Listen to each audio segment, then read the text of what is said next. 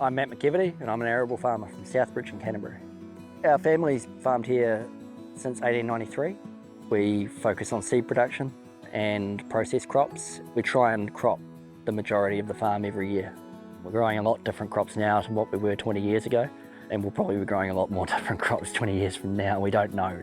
The biggest risk of our business is that we plant crops now.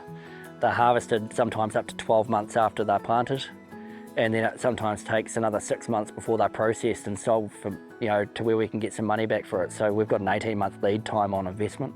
We basically can't afford to make mistakes anymore, because we're putting so much money and investment into these crops. So it's around minimising that risk. We've been irrigating since the early 1980s, and that's definitely helped our class of land and the fact that we can grow crops with a lot more surety around the results. So we've got 2 different brands to running our pivots. They're fantastic for turning them off and on, manipulating how they work and where they put the water on. We have VRI on one of our pivots, which means that we can put different amounts on different fields on one pass, depending on what their crop demand is. One of the greatest things about the monitoring technology on the irrigators is that you don't have to be on farm to check them and monitor them. So the last pivot that we put in saved 19 irrigation runs for our old irrigation system, which is a rotor-rainer. It took 45 minutes to an hour to shift a day.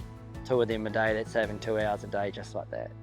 It's very much helped with the application of the irrigation as far as our variable rate irrigation on our pivots, monitoring what's going on, recording it on our farm management software, production-wise, and that's made it a lot easier to keep up with legislative responsibilities around reporting what we're doing and why we're doing it, and then obviously, using our accounting software afterwards to find out where we are.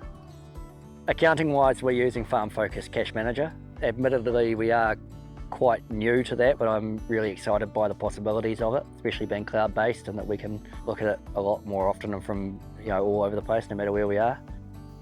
GPS, incredible. That's been a really great step forward. And that goes over everything. We're at application, measuring, just making a tractor drive in a straight line so I can actually focus on what the implement's doing, which is great because you can monitor the machine and make sure it's doing a good job. Then you can go on your app and say what you've done and report it, and save doing all the paperwork when you get home later that night. We also use Arlo for cameras around the farm, which is fantastic for security, but we also use it for monitoring things that are happening on the farm. Our drying silo, how it's performing, temperature and fuel levels.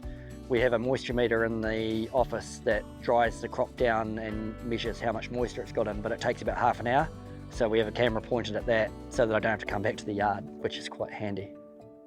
To be fair, as far as communication with other farmers in the district, we've found simplicity is the best actually. We use WhatsApp for a lot because you can have different groups with different people looking at things. You can put a message up and not only you can see when they've seen it, so everyone's backwards and forwards. Obviously photos and videos as well are helpful in that respect, but really it's been a great tool.